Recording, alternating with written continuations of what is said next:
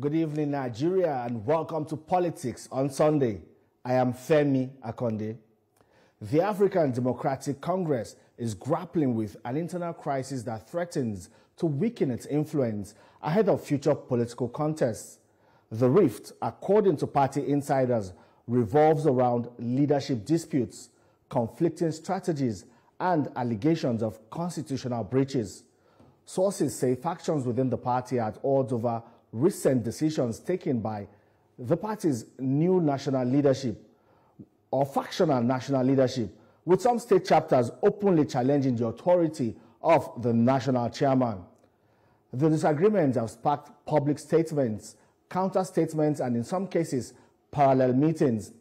The 2027 presidential election will be a closely contested race, as the ADC's crisis could create opportunities for other parties to capitalize on their weaknesses. Political observers warn that unless the African Democratic Congress resolves its internal wrangling quickly, it risks losing ground to rival parties in upcoming elections. As the crisis deepens, the coming weeks could prove decisive for the party's survival and political relevance. And joining me right here in the studio is the 2023 presidential candidate of the African Democratic Congress, ADC. That's Mr. Dumebi Kachukwu. Welcome to the program, sir. Thanks for having me. Yes, let's start this way. When this whole takeover of the ADC started, you raised your objection to it, and then it was like you were like a lone voice in the wilderness, but you were unrelenting. And now we are talking about alleged forgery of signatures. But, more curious for me and other people is that the party itself has not come out to confirm or deny your allegation. Does silence mean consent in this case? I think the question one will ask at this point is, who is the party? When you say the party has not come to deny. With the new leadership. There's no new leadership in the party. I think it's a misnomer. I think it's is wrong for the media to continue to address these people as the new leadership of the party. But first of all, I want to address something. I saw the flyer used to advertise this program, Kachukwu's allegations of forgery against Atiku Abubakar and Nwosu. I have not made allegations of forgery against the person of Atiku Abubakar. I have made allegations of forgery against Nwosu and the coalition. Indeed. A police investigation will indeed determine who amongst them is culpable. That's one. Secondly, when we continue to say a party, this media has heightened this tension in the atmosphere when they keep on addressing these people as new leadership. There is a vacuum in the leadership of the ADC and has been there for the last 2 years when Nwosu's tenure lapsed. And as such, when these people, this gang or coalition, were looking for a vehicle, they saw ADC as a tool that they could use, and they approached someone who they believed might be the actual chairman of the party. And when they approached him, he agreed to transact with them. But at the same time, they approached me, and I made very clear to them that this man has no locus, no legal standing whatsoever to trade this party. Because you were approached? Yes, I was approached. I made very clear to them that this man has no mandates whatsoever to trade this party. He's no longer the chairman of the party. And my stance should have warned them that whatever they chose to do with Nwosu would backfire. But in a very pig-headed manner, they proceeded. And that's why we're seeing what we're seeing today. In order to, can I say water, please? In order to have this vehicle available for them to use, they did a lot of fraudulent things, which... All right, we'll take a quick break, so we'll let you...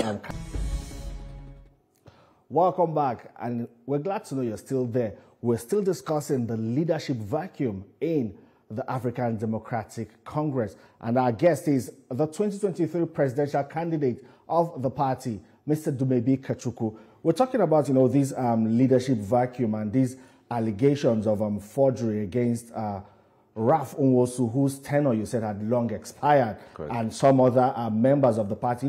If these allegations are proven to be true, they risk jail term, of course, or fine. was done was criminal. They went to the Court of Appeal in Rivers State.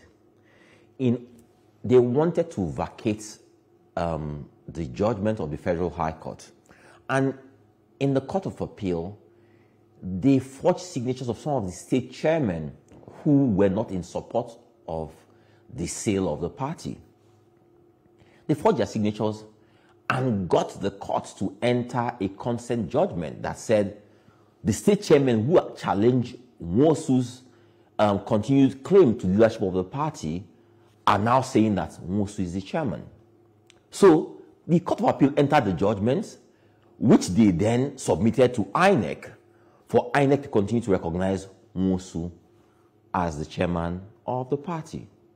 Extremely fraudulent, criminal, totally criminal. Yeah. So we expect that investigation will highlight, will show to Nigerians who did what, who participated in this, and how they went about it, and then we'll end this sordid drama going on in the ADC.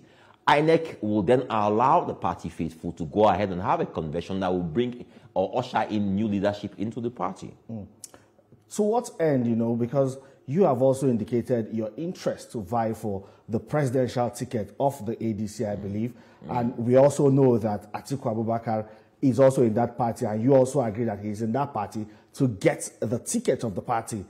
Some people say, is it that you are afraid of squaring up against an Atiku Abubakar on the ballot? First of all, Atiku Abubakar is not in the party. He has indicated interest in coming into the party. We have so as it stands, he's not in the party. He's not in the party. He indicated interest. His followers, his people are already in the party, or try to come in through the back door to come into the party. And all I have said, I have been very, very clear on this. Anybody can come into the ADC. After all, I came into the ADC a few years ago. If you come into the ADC, you come into the ADC through the front door.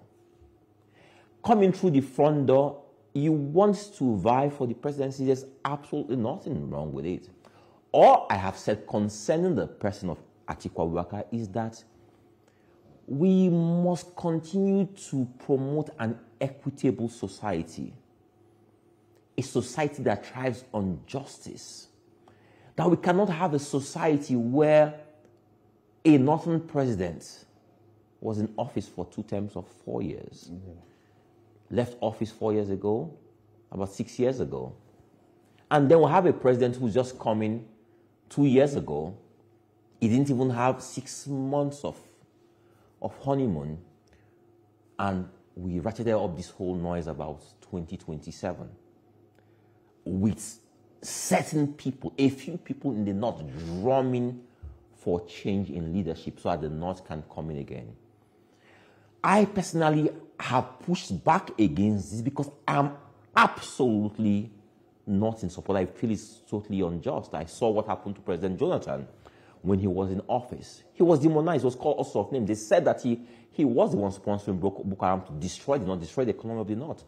And he was handed out of office.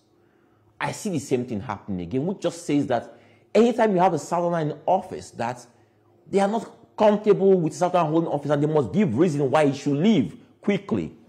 But for Atiku, is this some kind of a political bias against, the South, I said as you clear? Or is it just about, achieving that his overriding political ambition or presidential ambition? I said very clearly that it seems to be a bias against the South, even though he claims affinity with the South. Even though he says he has lots of friends in the South, but he saw what happened when he was vice president to Obasanjo. First term, and he was already trying to get him out. He was going to run against him. And it's that attitude that says, I am the best man, I'm better to be in this place. This is my right, this is my position. And that's what he did. So Obasanjo is there, Jonathan is there to their testimony, their experience just says that this is a man who is not comfortable with the Southerner being president. And when I speak, right, I speak about the injustice. I speak fighting for justice in this country, fighting for justice for the South. I have always been one who's against South-North religion, tongue, and tribe in politics. But I now realize that with what I see today, if someone doesn't start shouting, doesn't start speaking up, it's very easy for a Southern president to be demonized and handed out of office, for a Northerner to come in, and we continue in this same merry-go-round where it seems that I, as a Southerner from Delta State, on Chibwe in Delta State, can never go past this glass ceiling for presidency. That a Peter Obi can never be president of Nigeria because he's an Igbo man. That a Yoruba man can never be president, he can never comfortably be president because we are from the South. That's the fight I have against Atiku. But there's absolutely nothing wrong. The Constitution allows anybody from any part of the country. I just speak about equity. I speak about justice. I speak about what is right. That's why I speak about all of these things. But you see, your enemy's enemy is your enemy, and that is where there's an intersection between myself and President Tinubu, where it seems that when I'm fighting people who seem to fight him, it seems that I am working in his interest. I am working in his interest, and being a platform that people say he owns, I want to use the opportunity to say that we're 2 years into a fourth-term presidency. This president has allowed these people to derail his presidency. Which people? These old politicians like himself who keep on playing this dirty type of politics. There's a lot that Nigeria has to grapple with on a daily basis in terms of the tough decisions we're taking concerning the economy and the attendant effects on the populace. At a time like this, all political leaders from all parts of the aisle should come together, because what we are dealing with is affecting nations with more serious people, with more structured economies. We're seeing what's happening in the UK, where crime is at an all-time high. In America, all over the world, we're seeing what's happening. Economies are staggering because we're dealing with the twin effects of recession and inflation. Post-COVID effects on the economy is what we're seeing now. Instead of politicians to come together and come up with solutions, workable solutions to address the plight of the common man, we are pushing politics. The president took tough decisions that, if I were him, I might have gone in a different direction, but he took those tough decisions that we ought to take at some point. In trying to cushion the effects of those tough decisions, we see that the people are not quite feeling the effects of the palliatives or the social infrastructure he's trying to put in place. Instead of politicians to come together to say, how do we ensure that the common man does not suffer unduly one day longer? We speak about grabbing power in 2027. What of all the people who will die before 2027 because we have not done things we can do if we come together to solve the problems of Nigeria? This is what I'm fighting about. This is what I speak against. Yeah, I know you said that the President Tinubu, has allowed these people to derail his administration. How do you expect? How should he? He should ignore them. He should absolutely ignore them. Is he giving them too much attention? He's giving them too much attention. He's reacting to them. And again, this president seems to be the only politician in that his cabinet, or I don't know how to say, or when you speak about a cabal, because he seems to have one politician and strikers. Because when I think about actually playing politics that need to be played, I don't see the politics being played. And if you play politics, politics demands that governance should be the order of the day. That we have poor people all over Nigeria. There's poverty does not have a religion, does not have a tongue. We have poor people all over Nigeria. That right now we should be speaking about how to get Nigerians, well-meaning Nigerians who are capable, who are able, who have the resources, who can come together the way we did during COVID to say, how can we help the common man next to us, nearest to us? How can we make the next day better for them? Isn't that what this group of people who are now coalescing into the ADC are planning to do? Oh, absolutely not. All they are trying to do is to derail these presidents from doing what he ought to do, so that they can say that this president has failed. We had Rotimi Amechi saying that, within 1 month he's going to end corruption. No, let's talk about serious people. I'm telling you that this president is allowing himself to discuss politics, to play politics and play politics wrongly, as against focusing squarely on governance, because Nigerians are going through a trying time. Governance demands that what can we do about improving the housing stock today? What can we do about the economy? It's taking tough decisions, but it means tough decisions means that there's skyrocketing inflation. People cannot afford food. What do we do to drive down prices of food? What can we do about security to ensure that our farmers can go back to the farms? What can we do about these Fulani people who are crossing into our country and killing our farmers, our kids and kin? What do we do? What can we say to people like Atiku, El-Rufai, who see their people killing people all over the country and don't say anything about it? How can we address these are allegations? And when I say there are people, we're talking about we have Fulanis who come from across the country and are killing people. And what do we say? How can we get the leadership? How can we get Fulani leadership across the country to say, come together, guys, these people are killing innocent Nigerians. What do we do about this? Do we continue to have a country where blood of innocents is flowing like rivulets all across the country? What do we do as a people? We cannot let people die needlessly and because we feel that these people are nobody. They have names. They have families. That's what we speak about. So what is going on now is we see the opposition now trying to weaponize the reality, the current reality in Nigeria. Is it that the government of the day now is not properly communicating, you know, the essence of these reforms to Nigerians? The opposition is weaponizing what they have created. And let me speak more on this. Late President Buhari was president for 8 years. Everything we experience in Nigeria is the foundation of what he created. He totally destroyed the economy of this country. They forward sold the oil we're producing for the next 7-8 years. So you have a president who comes in and realizes that he has no revenue from the sale of oil and gas. He then has to increase taxes.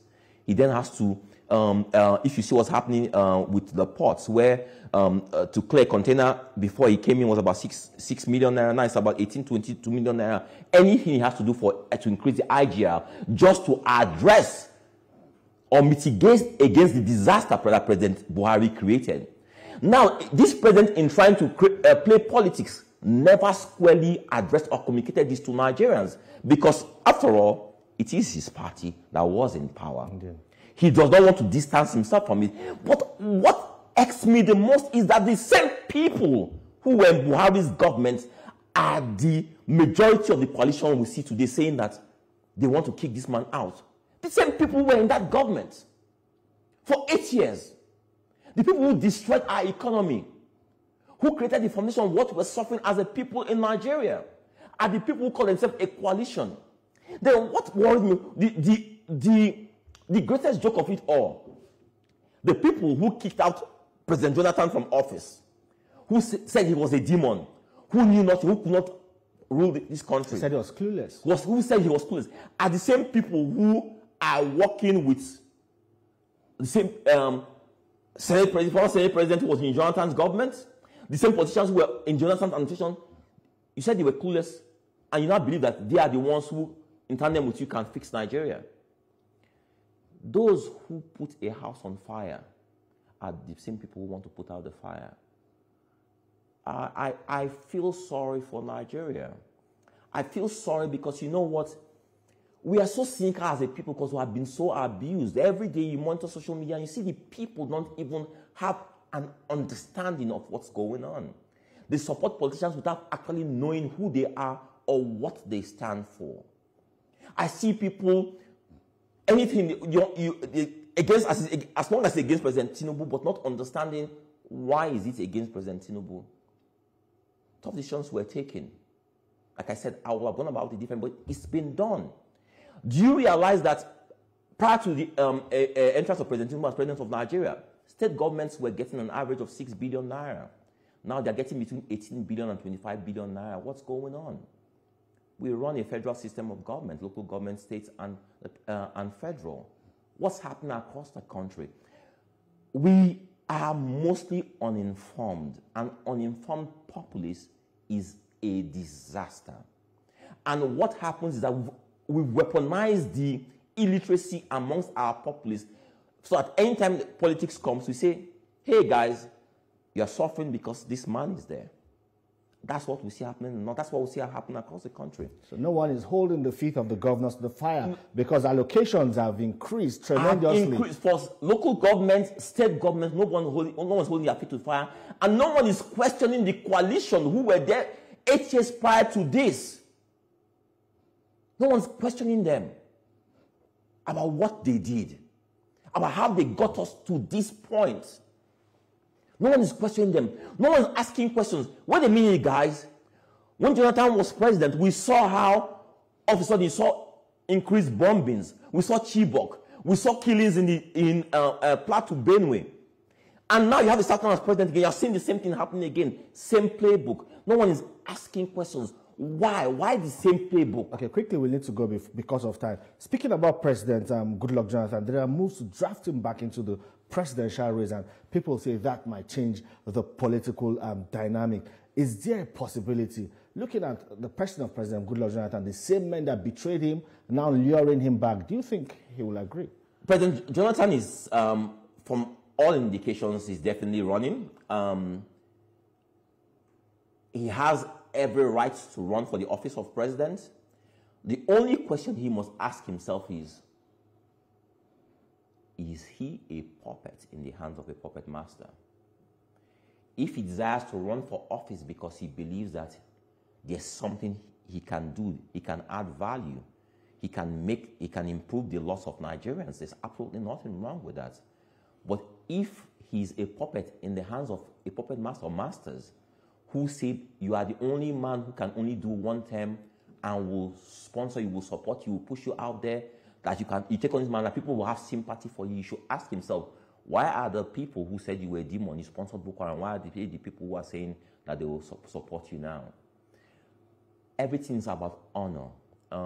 I say to Nigerians today, we have a transgenerational situation here before us.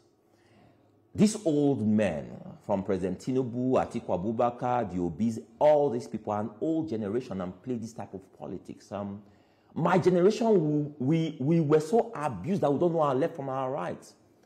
Those who will save Nigeria are the youths who must ask critical questions right now. Indeed. Question every single thing about what they see, what they hear, so we can take Nigeria in a different direction. All right. Thank you for your time. Thank you so much for coming on the program today. I will continue to ask these tough questions. Well, that's all on TVC News Politics on Sunday. You can see this episode again on TVC News YouTube channel. Thank you for watching. I am Femi Akonde. See you next time.